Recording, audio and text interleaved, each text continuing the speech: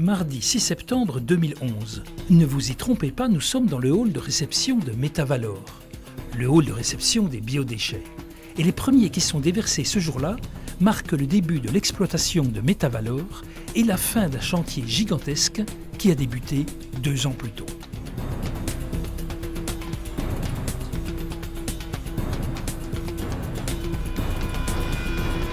C'est justement ici, par ce bâtiment de réception des déchets, que le chantier a commencé. Le sol, le vrai, le dur, est à 8 mètres plus bas, sous les dépôts des schistes accumulés pendant l'exploitation minière.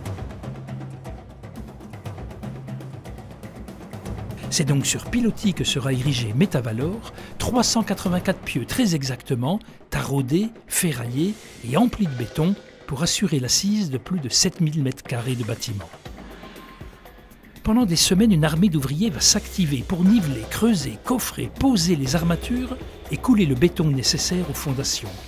Le vaste terrain de plus de 3 hectares se transforme en une impressionnante fourmilière dominée par les 2 grues couvrant chacune une zone de 110 mètres de diamètre. C'est aussi le moment où le balai des pelleteuses est le plus dense. Des centaines de mètres de canalisation sont posés pour amener l'eau potable, récupérer les eaux de pluie et les eaux usées.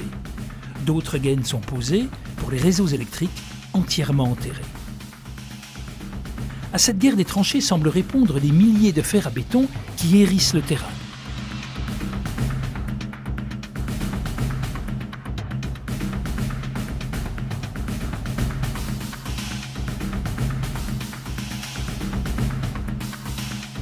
Il faudra 800 tonnes de treillis et de fer, dont les plus gros ont un diamètre de plus de 3 cm, comme ici dans les digesteurs. Les digesteurs, c'est le cœur du futur procédé, ou plutôt, ce sont les intestins, qui sont appelés à digérer 42 000 tonnes de déchets par an, 115 tonnes par jour. À eux seuls, ils nécessitent 220 tonnes d'armature métallique. La construction doit s'adapter au terrain schisteux. Parce que les schistes ont une fâcheuse tendance à gonfler parfois, les ingénieurs décident de construire des dalles sur un coffrage en carton alvéolé, mais rapidement biodégradable, pour avoir un vide entre la dalle et le terrain. Et parce que les schistes contiennent des sulfures, les canalisations sont protégées et le béton spécialement étudié. Le chantier progresse à plusieurs vitesses, alors qu'à certains endroits on n'en est encore qu'aux fondations, à d'autres, les dalles en béton esquissent déjà les contours des bâtiments. Après les sols, place aux murs. Ceux en béton sont banchés et nécessitent plus de 7000 m² de coffrage.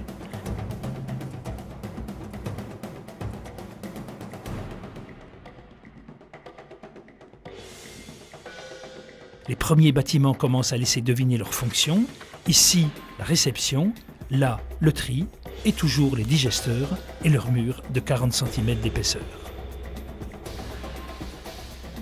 L'hiver a passé, avec son lot de jours d'intempéries. Il y en aura eu 60 en tout pendant la durée du chantier, sans pour autant accuser de retard. En avril, les charpentiers métalliques investissent le chantier, qui devient très vite un gigantesque mécano où poteaux, entretoises et croisillons dessinent en 3D la structure des bâtiments. Puis vient le tour des funambules travaillant avec filet sur les charpentes métalliques pour poser 6400 m² de toiture.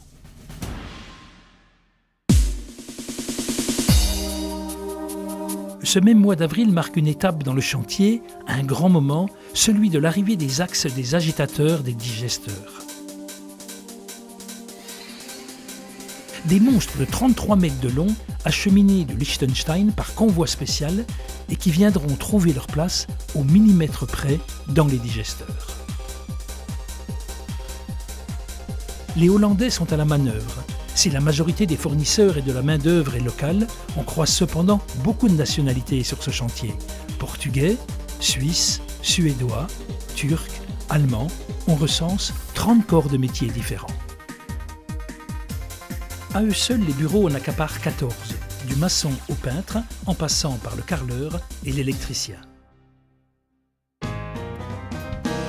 En mai, le complexe se dote d'une façade, un mur écran de 150 mètres de long, composé de 60 panneaux en béton préfabriqués de 8 à 12 mètres de haut. Le site a un visage et un nom, Metavalor. D'autres murs se montent. ceux qui recouvrent les structures métalliques habillées d'une isolation et d'un bardage. Le site prend forme et affiche résolument son caractère industriel.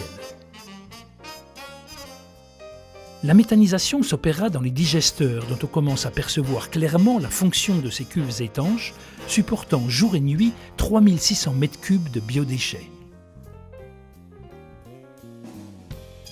Pour protéger le béton, les parois sont recouvertes d'acier de 12 mm d'épaisseur. C'est la grande période des soudeurs, dans les entrailles des digesteurs, sur les fonds poussoirs de la réception, ou plus simplement pour assembler les centaines de mètres de tubes métalliques qui achemineront les fluides et les gaz inhérents au processus. Début juin, un autre chantier démarre à proximité immédiate, le centre de tri multiflux. Ici arrivera dans un an l'ensemble des déchets ménagers. Ils seront triés avant d'être acheminés vers leurs destinations respectives. Les déchets biodégradables n'auront qu'à traverser la voie pour être valorisés. Quand l'été arrive, le gros œuvre est achevé. Le chantier est moins fréquenté, moins bruyant, de quoi réjouir les crapauds. Crapauds verts et calamites, espèces protégées qui se complaisent sur ces terrains caillouteux. Ils sont l'objet de toutes les attentions. Parce qu'ils préfèrent les cailloux à l'herbe, les paysagistes feront une croix sur l'engazonnage, et pour qu'ils arpentent librement le terrain, les trottoirs sont biseautés, les 350 mètres de clôture ne les empêchent pas de passer, sauf aux abords des avaloirs ou des bassins de rétention d'eau. Ces bassins d'une capacité totale de plus de 800 m3 sont une autre manifestation du souci environnemental qui guide le chantier. Le plus grand permet de stocker en cas de gros orages les eaux des voiries avant qu'elles ne rejoignent le réseau public. Le plus petit récupère les eaux de pluie des toitures qui seront utilisées dans les digesteurs. Les digesteurs sont loin d'être terminés. Il leur faudra encore près de 9 mois pour se voir dotés d'une toiture métallique, percée des tubes de chauffage, d'une couverture en béton allégé et enfin d'une isolation et d'une enveloppe étanche. Cet été-là marque un tournant dans la construction de Metavalor. Une autre étape commence, celle de l'installation des équipements qui permettront de faire de ces bâtiments un centre de valorisation des biodéchets. Des biodéchets qu'il faut d'abord trier, préparer et transporter sous toutes leurs formes, en sac ou en vrac, mais surtout sans perte et sans odeur. La solution, c'est en Suède que le SIDEM l'a trouvée, avec ses convoyeurs à spirale.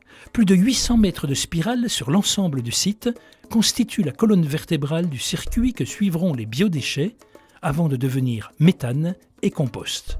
Point de départ, le centre multiflux et ses 7 lignes de tri capables d'orienter 70 000 tonnes de déchets par an vers leur destination. Les sacs verts feront un court voyage et rejoindront d'autres biodéchets dans l'une des 5 trémies du hall de réception. Là aussi, il a fallu faire preuve d'imagination et d'innovation pour ouvrir automatiquement les sacs, transporter les déchets dans ces convoyeurs à spirale et les broyer afin qu'ils soient bons pour le service. Après la mécanique, la tuyauterie ou la carburation. À l'entrée des digesteurs, c'est sur les mélangeuses que l'on s'affaire. Elles doivent être en mesure d'élaborer avec précision la mixture qui sera injectée dans les digesteurs, 1 tonne à chaque injection. Chaque digesteur reçoit sa motorisation d'une puissance de 7 kW pour faire tourner très lentement les immenses pales, brassant 1200 tonnes de mixture chauffée à 55 degrés. Chaque digesteur est aussi équipé d'un système de récupération des gaz. Dans l'espace déshydratation, on s'active sur les presses à vis et les centrifugeuses qui complètent le procédé suisse Compogaz. Elles permettent de séparer liquides et solides, c'est-à-dire jus riche en engrais pour les agriculteurs et matière solide qui deviendra compost. Ici, la technique mise en œuvre est des plus simples. Des casiers en béton, des tunnels fermés ou ouverts où le compost va pouvoir mûrir. Retour à la mécanique avec ce crible à étoiles pour tamiser le compost qui restera encore plusieurs semaines stocké, le temps de passer tous les contrôles et d'obtenir toutes les certifications. Pour maintenir le bâtiment sous dépression, les portes sont à fermeture rapide automatique. Ainsi, les éventuelles mauvaises odeurs restent confinées. Confinées et traitées dans le biofiltre, l'équipement est des plus simples, des plus naturels et des plus efficaces. Des écorces qui abritent des bactéries qui se régalent des matières odorantes. À l'opposé de ce procédé rudimentaire, le SIDEM, pionnier en la matière, utilise une toute autre technologie avec 2 moteurs de cogénération qui permettront de transformer 80% du biogaz en électricité et chaleur. Les 20% restants, après avoir transité par le purificateur de biogaz, deviendront biométhane qui servira en partie à alimenter les camions du SIDEM. Quand le 7 septembre 2011, les premiers convoyeurs se mettent en route, ils signent la fin d'un chantier et ouvrent un autre chapitre, celui du fonctionnement de Metavalor, imaginé 15 années plus tôt et toujours novateur à bien des égards.